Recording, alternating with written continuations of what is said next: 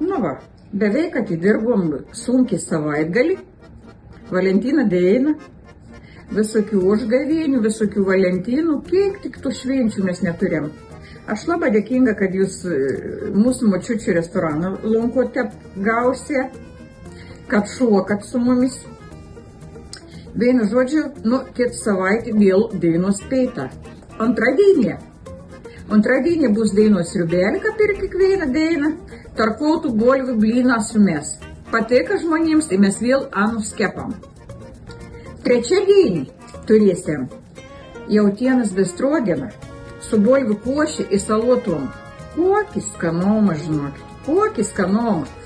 Ketvirtadienį turėsim irgi taip pat, labai daug kas valgė cepelinus su kepinėlim. Tai nutarėm, kad reikia duoti žmonėm dainos peitam, paragauti, labai jau skanimus su kepinėlim, su jautienos kepinėlim.